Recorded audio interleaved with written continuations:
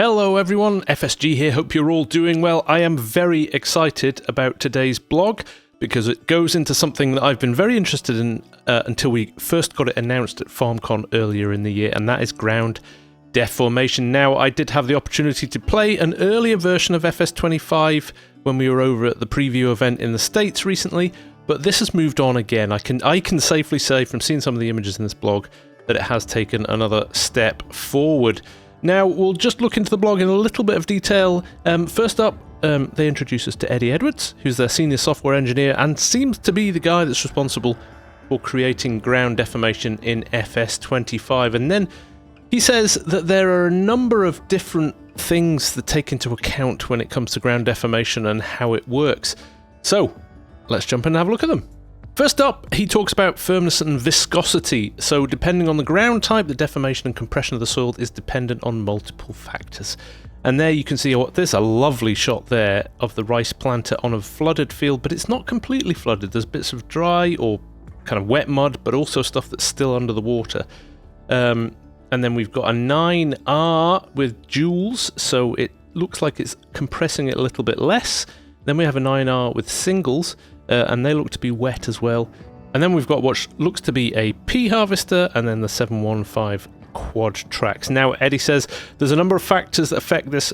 Firstly, the ground type has a different level of firmness and viscosity, so tarmac cannot be deformed at all, which makes complete sense, while mud can be deformed a lot due to different firmness, and driving on snow instantly crushes it, whilst driving on mud causes it to compress over a longer period of time. Also, if the ground is wet, this affects the deformation as well. So there's a lot of detail going into this, which is really impressive. Also, which vehicle you are driving affects the deformation. The weight of the tractor, the width of the tractor both affect the reaction of the terrain. And obviously a slower moving vehicle will sink faster than a faster moving vehicle. Now, I experienced this a little bit when I played 25. Now, I know this was an earlier build, potentially 6-8 weeks prior to the build that they're obviously making these photos on now, because it looks different in these, but there's some lovely shots of there on snow. Also, I love the reflections on the snow as well, just as a side point, but it's nice to see that compacting. Now, I am also interested, and they don't touch on it in here, but I'm also interested to see how it's going to work with silage compaction. Are you going to get tracks and indents on silage compaction like we've seen with the swaths that have come off the combines and the swathers? Now, he goes on to say as well that this is a real physics response to terrain, and again, I picked this up when I was playing it. If you move over the ruts, your player character moves up and down, and also it's harder to steer if you're dug into the ground. Driving in rain will be more difficult than driving when it's sunny, and tyre configuration as well, as we mentioned, has a bigger impact. Again, something, and this is a clip that I haven't shared as part of my videos from the preview event, but take a look at this. Struggling in this... So this is interesting. Now I'm in the field, I'm full power here, and it's taking a lot longer to get up to speed because it's having to struggle through that heavier ground. That is a nice touch. So we're on at 22 miles an hour then. See, when we get onto the grass we go up to more, but then we get back into the field. If I slow down now, it's needing more power to get up to speed. How about that? So you can see there that it is harder to drive when you're on mud or when you're on soil or when you're on rutted ground compared to different ground surfaces. That was a very, very quick test, and like I said, I think it's moved on again since then, but it does give you an idea for how it's going to work. Now they move on to talk about the fun of ploughing, and ploughing on another level now. So obviously the deformation of the soil when you run over it with your tyres is one thing, but actually being able to turn that soil is something completely different. So ploughing now is going to create realistic furrows as we go forward. Now, I did notice on these photos that the actual furrows don't match up with the number of furrows on the plough, but a little bit of information that was shared to us by Marcel in the Partners Discord suggests that there will be options to adjust the width of those furrows to match the width of the furrows of your plough if you are a modder. So great to see that as well.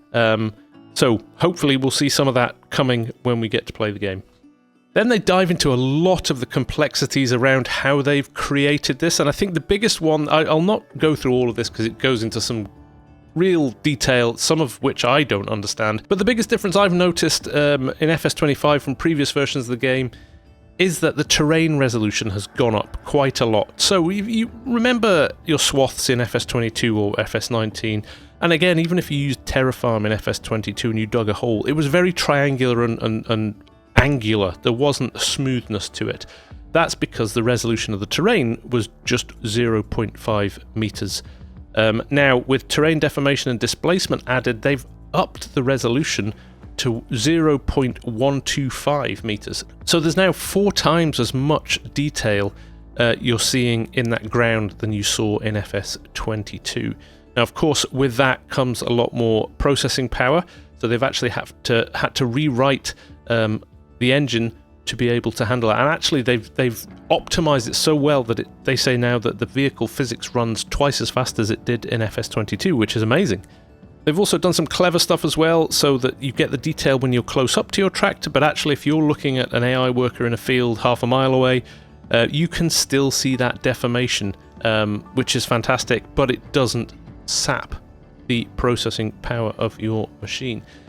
Like I said, there are some chunks of this which I haven't gone into, basically because I don't have the brain power to be able to explain it in layman's terms, but it's well worth a read, this blog. I think this is one of the most in-depth blogs we have seen so far for FS25. And for me, it's shedding a lot of light on one of, I think, the big ticket items that is coming to FS25. And I, for one, I mean, this is the start of this, right? Hopefully we'll see this evolve and develop over time. Again, for the future versions of the game, but also I'm excited to see what modders can do with this. Whether or not Terrafarm is going to come back, I don't know, but the possibilities are pretty high now. So, there you go. Definitely go and have a look at this. It's well worth it. But ground deformation coming to FS25. The only way we're going to find out how this really works is by playing the game, and we are just over 2 weeks away from being able to do that now. And I don't know about you, but I really can't wait to get my hands on it. That's all for now. Thank you very much for watching, and I will see you again very soon. Take care. Bye for now.